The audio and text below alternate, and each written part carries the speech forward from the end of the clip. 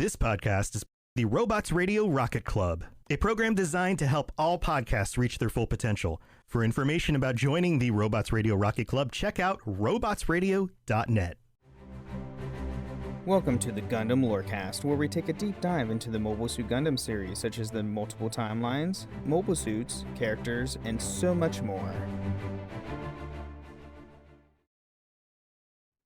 Welcome back, pilots, to another episode of the Gundam Lorecast. I'm one of your hosts, Brandon, or also known as Ben of Temeria, and always with me is my good friend, Jesse.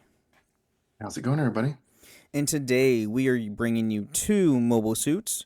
The first one is not really a suit, and the second one is a fan requested suit. Actually, both of these are fan requested suits. The first one is requested by my co-host back on Holocron Histories, so he finally gets his infamous suit-ish thing. Which, if nobody knows, we are going to be talking about the RB-79 ball. Or it's a mobile pod introduced in the anime Mobile Suit Gundam. So it's a ball. I'm not joking, that's what it is. It's a pod. It's a pod. And a gun. And that's it. Yes. So, with technology and combat characteristics, during the One-Year War, the Earth Federation initially refitted about 1,200 civilian-use SPW-03 space pods for military use, thus creating the first RB-79 balls. These balls... Sorry. This is going to be funny. This is going to be a funny episode. We're reinforced with heavier armor, equipped with a 180mm low recoil cannon on top of the multi-thruster on the body. Unlike the liquid fuel directional thrusters on mobile suits, the ball's thrusters utilize directed solid fuel explosives, which each detonation creating an impulse that could change the direction of the ball. This gave the ball good reaction speed and reasonable maneuverability from each thrust, but comparatively very limited use in the system. Yeah. It's going to be a funny episode. Yikes. At least the first half. The ball had an advantage when it came to refueling on board the Columbus-class ships due to the lack of beam weapons and low number of fuel thrusters, making the refueling and rearming time extremely short compared to those larger and more complex mobile suits. In fact, the thrusters and weapons are designed to be modular, allowing depleted thruster banks and empty gun magazines to be removed and serviced crew to be reloaded at the later time, and fully loaded ones to be quickly installed in their place. Because the ball does not have a thermonuclear reactor and is driven by a fuel cell, it could be operated even on ships without mobile suit cooling facilities. Yeah. And if you watch the anime, you can see like people using the balls and everything for like mechanical use too, not just for weaponry. At first, the ball was seen as ill-suited for combat, even earning the nickname Mobile Coffin among ESSF pilots. It's a limited ammo, relatively thin armor, low sloped, and a 2-asa in the projectile deflective. The lack of AMBAC system or any close combat weapon, however, some statistics counters this view of the ball being weak. In fact, the specifications were superior to many of its opponents. The ball was smaller than an RGM-79 GEM, making it a more difficult target to hit, and also giving it a higher acceleration rate than most contemporary mobile suits and mobile armors, including the Zaku 2, Rick Dom, and even the RX-78-2 Gundam. Together with having greater sensor range than the Zaku, these factors made the ball well suited for hit-and-run tactics, even when not supporting gems. Because when you see these things, they're supporting gems. Yeah. Except in 8th, but we'll get to that. Yeah, that's fair. The ball's greatest advantage, however, came from the slow cost, with a single ball costing around about 1/4 of a gem. This enabled a heavily mass-produced, lending the balls widely used in support units of warships and gems during the war. A standard EFSF combat team consists of 3 gems and 2 balls to counter the Zeon's 3 mobile suit tactic units. Although other formations existed, ball-only teams consist of 2 RG RB-79 balls and one RB-79K ball type K have been seen launching from the Salmalis class cruisers, as well as various large formations launching from the Columbus class ships. Yeah. And the armaments literally only has a 180 millimeter Lloyd coil cannon. That's it. It only has the gun on top of its head, if you call it a head. Yeah, and I mean, sure. Yes, kind of. Not really. Body? I think the gun is its head. The gun is the head. Ooh. That's a good one. Because sometimes they have arms. Isn't in GB4 the gun is the head of the mobile suit? Yeah. And the body is Pretty the ball? sure, yeah. Pretty sure, yeah. Yeah, okay. Yeah, it is like that because you can put that as the head of your mobile suit. Yeah. Why? Why not? I guess. I don't know. It's weird. So, going into its history, the concept of the combat model mobile pod was devised as early as UC 0076 under the RX-76 project. However, the development was put on hold until February 13th, UC 0079, when the project was revived and with renewed interest. On the onset of the One-Year War, the Earth Federation did not take the mobile suit threat seriously. This was until the Principality of Zeon military completely outmaneuvered and decimated the Earth Federation Space Force with their Zaku 2. In response to this, Federation scrambled to create their own mobile weapons that could counter the Zeon attack. However, their new prototype mobile suit, the ARC-70-2 Gundam, and their first mass production mobile suit, the RGM-79 Gem, were not being fielded fast enough. Thus, the RB-79 ball was born, being rolled out starting of June UC 0079. Easily to build and mass produce, the ball was soon to be on the front lines fighting Zeon mobile suits. Yeah, we see these a lot. Yeah. Especially in the early anime. One of the most critical battles involving balls was Operation Star 1, an operation undertaken to further pressure Zeon into retreating from Earth after the Federation took the upper hand following Odessa. Since the gem was not yet ready, over 1,000 balls were committed along with the numerous Salmis class and Magellan class warships. These numbers overwhelmed the Zeon fleets and drove them away. However, countless balls were destroyed in one of the most brutal battles of the Federation. Soon afterwards, the ball earned the nickname Mobile Coffin among EFSF pilots. So, as in, you're gonna die. Oh, I get it now. Okay, so Salamis, Columbus, Magellan, they're all like explorers. Oh. That makes sense. Yeah. There's a reason for names compared to Dragon Ball, where it was just puns off of vegetables and fruits and It's snacks. Yeah. Or instruments, as we found out yesterday. Yes, instruments. Yeah, a good point. Correct. So, despite this poor reputation, the ball was able to provide fire support and hold the line until the gems entered the war. Following the introduction of the gem, balls were continued to be used in combat mainly as support units and would participate in the large numbers in the Battle of Solomon and Abodaku. And then we do have some variants of the ball. I cannot wait to see some of these. Oh, dear God. We have the ball type C, which doesn't really look any different from a regular ball. Ball type F, which, what the hell? Is that? It's got like a jetpack on it.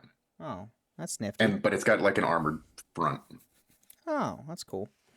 Ball type K, which is that a twin blaster? What the world? Okay. Yeah. Interesting.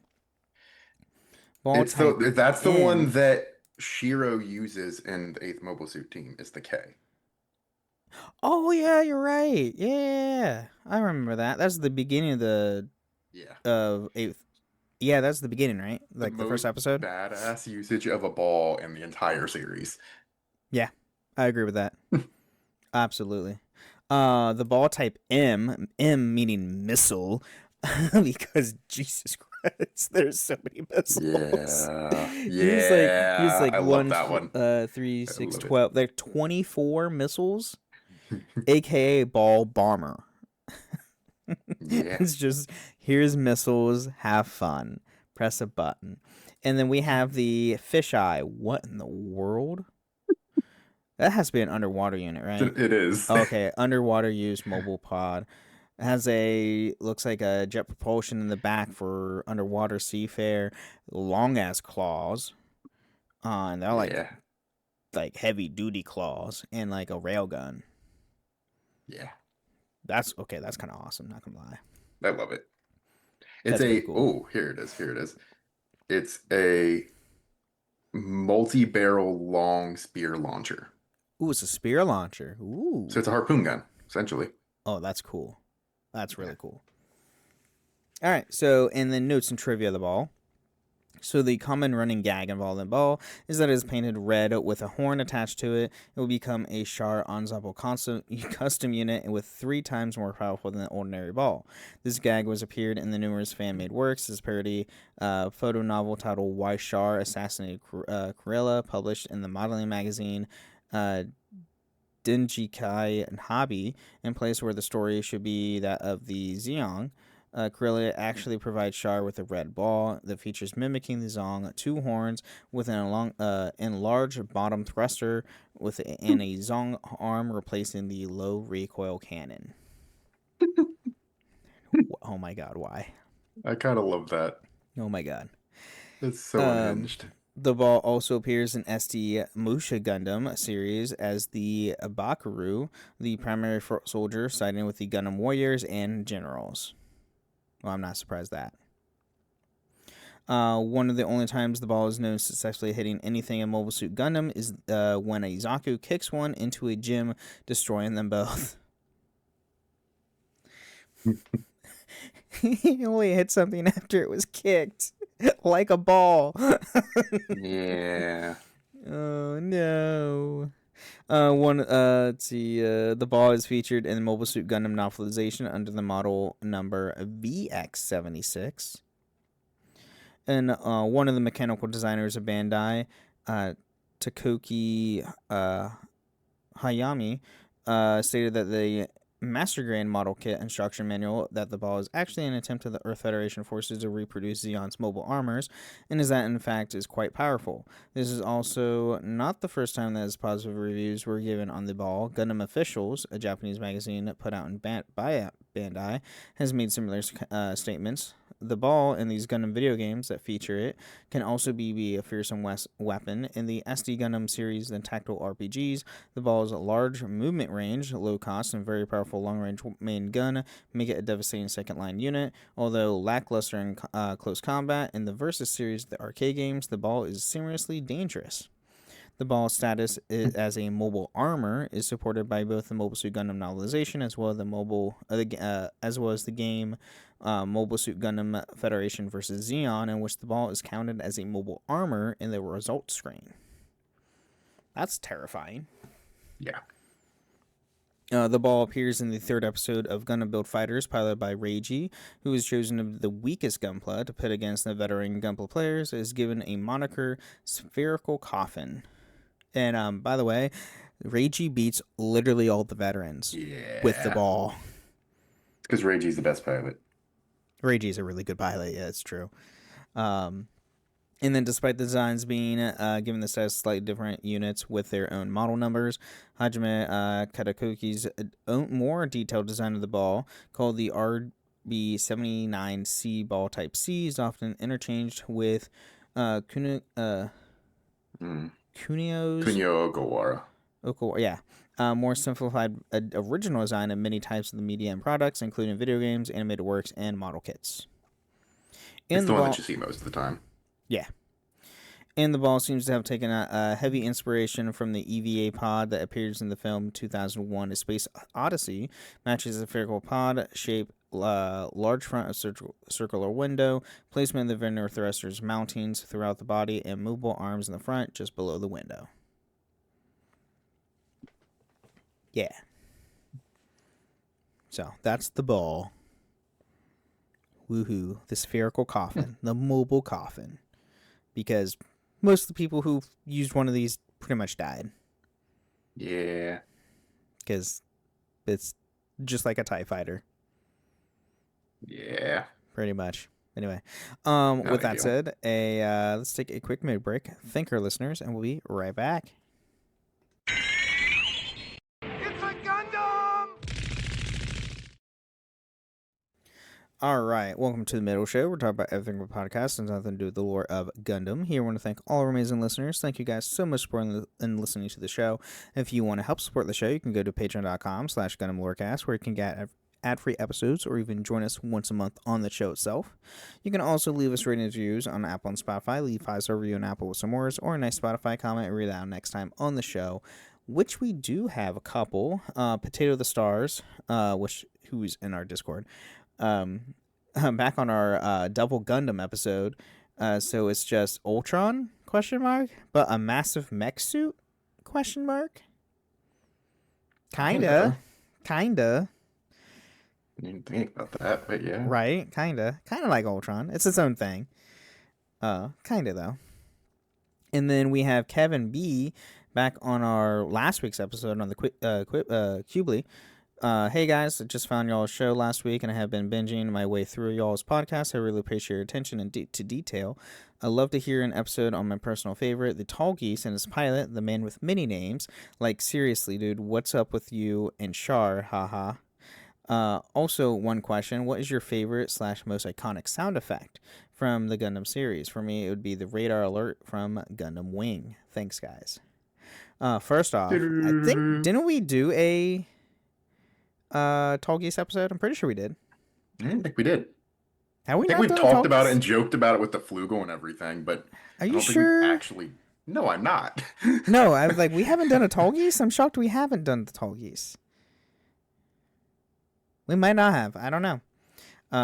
Jesse's looking up now, I guess. Wait, so what is your favorite sound effect? I do really like that radar sound that he's Oh, talking the radar about. sound. So, I mean, I don't know if it's more of a sound effect rather than a line, but mine was always my hand is burning red, and it's the burning or shining finger. Like that's always me. I would love Mobile Fighter G Gundam. I just love Mobile Fighter. Fair. But yeah, I don't know if we've done Tall Geese. We might not have. I don't see it. Okay, we might not have done it. Crap. There's a lot of another podcast that mentions it, not us. So no, we have not. What? But we've joked about it a lot because of the Flugel, And we're gonna have to do one. which is where the wings for Endless Waltz Wing come from. I know. Oh my god! You're telling me we're gonna do the Tall Geese in the second half? We'll have to do the Endless Waltz. Is that what you're telling me? Maybe not, because that's gonna be a long. The Tall Geese and doing. My Waltz Tall Wing Geese might be could just his own episode. We'll see how it turns out. Crap. Well, yeah, well, I'm gonna have to do that now. Man, I was trying not to do it because of the freaking I hate the wings. I hate the angel wings. I love them. They make me happy. All right. Anyway. Now we could put the Flugel just on the back of it because it is that has very little info. Yeah, but it's going to be a variant of the Tall Geese, I'd imagine. Oh, there's actually two. There's three. Oh yeah, there's 3 variants of the Tall Geese. There's Tall Geese Zilong. 1. Oh yeah. So there's the original, then there's Zeolong, then there's the Flugel, then there's the 2. Oh, and then there's 3, isn't there? Isn't Tall Geese 3? I think there is a 3, but they don't consider it a variant of 1. Ah, that's weird. All right, well, yeah, that's something we'll have to dive into. You can also find us in a few different Discord servers, the Robots Radio Discord at robotsradio.net, as well as my Discord server, the Abandoned Friends Podcast in Discord, where you can find this show and all the other shows that we host, which are the Dragon Ball Lorecast, Holocron History, Star Wars Game vs. Legends, the Final Fantasy Lorecast, the Wizard Rule Lorecast, and the Witcher Lorecast. And then, do we have any news? Besides the one that Dojo thrown in our face earlier? If you live in Florida near Orlando, go to Gundam Base. It'll be open. There's a pop-up Gundam Base tour in this one mall for 2 weeks. It'll actually be up the day that this episode comes out. Because it opens on July 3rd. Yep. And then you'll be able to go be there till what, the 19th? Yeah, it'll be there till the 19th. So maybe don't go the first day because I'm sure. But they'll be packed. Okay, so they could have things going on for the events. Which it's also 4th of July weekend. That is true. I could see a lot of things happening there for this specific thing. It's literally called the Florida Mall, Orlando, by the way. Oh God, that's gonna be that's a It's massive mall literally then. Florida Mall, Orlando. Yeah, I mean it looks huge. Um, but yeah, free of charge, July 3rd through 19th, though it does say get your tickets on Eventbrite, which means you may need to reserve a time slot. Oh, well, that makes. Why didn't they do that for us? We had to stand out in the sun for They didn't three have time for hours. that. They were like, we only have one. We only have one, And did they? I thought did they do it for multiple days for us, or I thought it was just one day. 2 days. It was 2 Because days. it was Saturday, Sunday. Oh, okay. Well, we did what, Saturday? Yeah. Okay. Well, yeah, because we had to get there to make sure everything was Oh, there. still there and not sold out. Yeah, that's a Yeah, good point. yeah. That is a very good point. Um, yeah. But anything else on the news? If you like workout gear and Gundam, there's right now Strict G has pre-orders for uh Federation and Zeon Forces workout gear, dry fit. And Ooh. also, if you like little cover things for your water bottles, you can. This is where is this from? It doesn't even say where it's from. It's on the Gundam official website. You can get covers for your water bottles where one is Amuro's pilot outfit, his Federation one, and the other one is Char's Xeon Oh one. God. All right. I Well, love for the them. goofy things. Well, yeah, there's got to be something unhinged. Come on. Yeah, fair point. That's a fair point. It is a Gundam. It's anime. Let me Yeah. rephrase that. It's anime. There's something unhinged everywhere for anime. Yeah. The internet exists. Uh, anyway, Yeah. let's now get into our next Gundam, which is the Mudrock.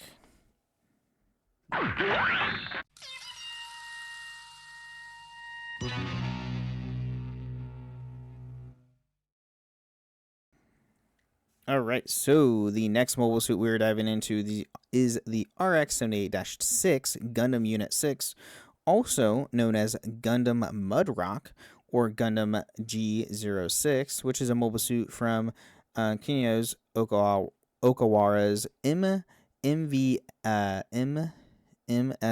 original design series. It was designed and was updated for the Mobile Suit Gundam Zeonic Front by Kichiro Katagiri. So this is from a game specifically. This was on PS2? Yeah, PS2. Yes. Most Gundam games were on PS2, let's be honest. So going into the technology and combat characteristics, so it was based off the combat data of the RX-78-2 Gundam. The RX-78-6 Gundam Mudrock was designed to address the biggest shortcomings of the former's design, a lack of weaponry once the Gundam's primary beam rifle was out of energy. To get around the limitation, the Mudrock was built as a sustained combat unit with higher firepower. And let me tell you, this thing has firepower. Yes. It was a prototype cap beam rifle, backed by a pair of arm-mounted grenade launchers, a pair of 300mm low recoil cannons inspired by the RX-77-2 gun cannon. To further increase the Mudrock's survivability, has improved frontal armor and also retained the Gundam's beam sabers and head Vulcans. The added payload increased the suit's weight by roughly 1/3. To prevent this from affecting the suit's mobility, the Mudrock was equipped with a reactor with higher output and a larger backpack, but the legs are fitted with movable side thrusters that allow hovering for limited amounts of time. And a unique trait of the Mudrock was the redesigned internal chest frame on both sides of the cockpit. This increased the structural integrity needed to support the added armor, and this also separates itself from the Gundam prototypes. Though it achieved minimal performance results in actual combat compared to the other ARC-78 prototypes, the main purpose of the Mudrock was fulfilled. The technological contributions would later play a role in the future gun cannon type mobile suits. So this is like the ARC-76 on steroids for weapons. This thing has a lot of weapons. Yeah, it's crazy. So moving into its armaments, so we have the 60mm Vulcan gun. So this is a pair of fire and shell armament built in the head, low offensive power, only used for to restrict enemy movements and also to make a suppressive fire for rapid fire capability. It does have some beam sabers. So the beam saber is a small device that held in the mobile suit's hand, deployed and powered by a rechargeable enemy energy capacitor, emits a high energy Minovsky particle, a form of a blade of an eye field. With the eye field shell suspended in Minovsky particle plasma to produce an effective cutting blade.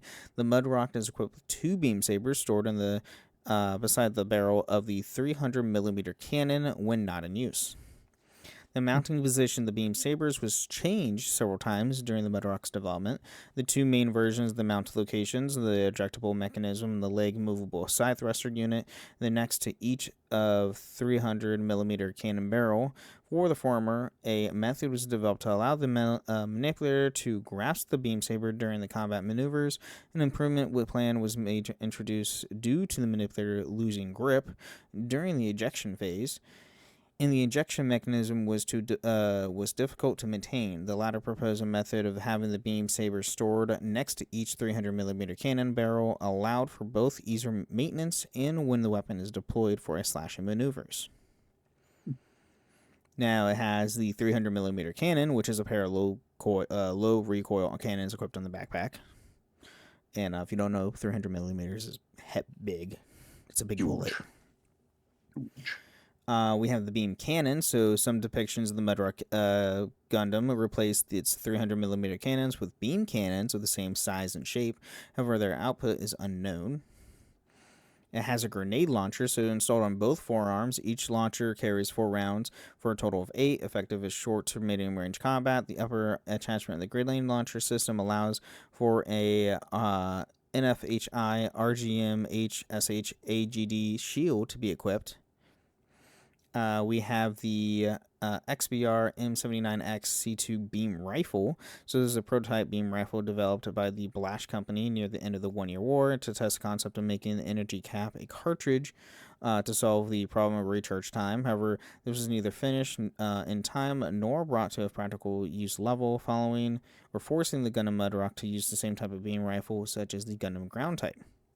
Despite this failure, the beam rifle is still recognized as the predecessor to the later models of the beam rifle that utilized the E-Pack energy cartridges. Now we have the Blash XBR M79E beam rifle. So the same beam rifle is used by the Gundam ground type, is redesigned for the Gundam, for the RX-78, the RX-78's Gundam's beam rifle. Instead of the 7907G large movable sensor, the rifle was fitted with a BPSS-001 composite box type sensor utilized by the BRM-79C3 beam spray gun and licensed from BOA Corporation, granting the weapon improved targeting precision. Blech. Then we have the HWF GMG MG79 90mm pull-up machine gun. So this is a bullpup machine gun used was a system weapon devised or developed for space ground. I can't talk anymore, man. Developed as a space ground dual use projection weapon, though compact, is significant against anti-mobile suit firepower and maintaining accuracy. Its muzzle velocity is increased due to the use of new gunpowder and enabled to easily penetrate the armor of Zeon mobile suits. A box-like sensor system incorporating a video camera and laser sensor installed at the top.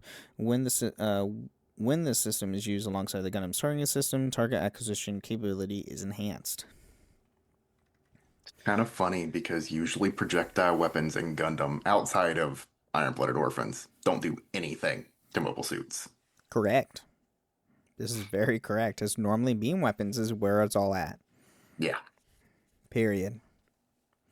We have the Hyper Bazooka, so a general purpose fire support rocket launcher platform for mobile suits with considerable destructive power owing to the explosive yield in each warhead. The weapon is primarily used to destroy less maneuverable battlefield targets such as warships, satellites, land battleships, bunkers, and buildings. And then we have the NFHI RGM MSHAGD shield. So this is a shield made of titanium ceramic composite developed near the end of the 1-year war. Thanks to the curve-shaped and the anti-beam coating with a higher heat resistance than previous models, it's more resistant against both ballistic and beam weapons.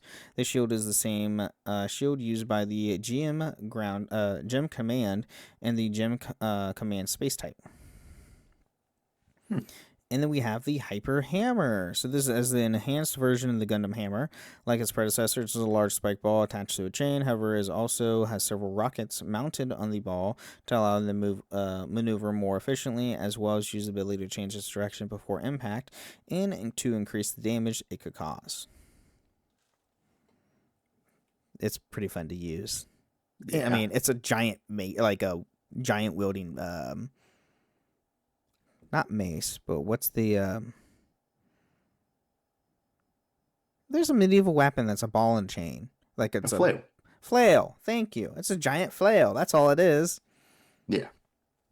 Gundam flail. Yeah, pretty much. With rockets. Yeah.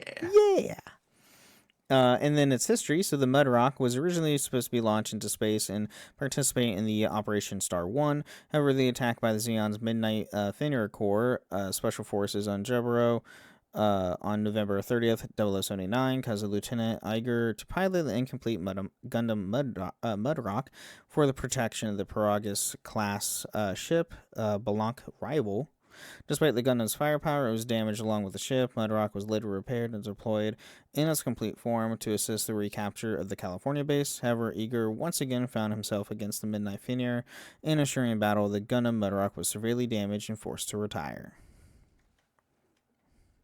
And then we actually have a behind the scenes on this one. So for the Mobile Suit Gundam Zeonic Front, the Bandai video game division wanted to have a Gundam as an enemy, but did not want to design a new Gundam. Instead, they decided to redesign Gundam Unit 6 from MSV, since its design and function were suitable for the video game enemy. To that end, the Gundam Unit 6 was redesigned by mechanical designer Kiichiro Katagiri.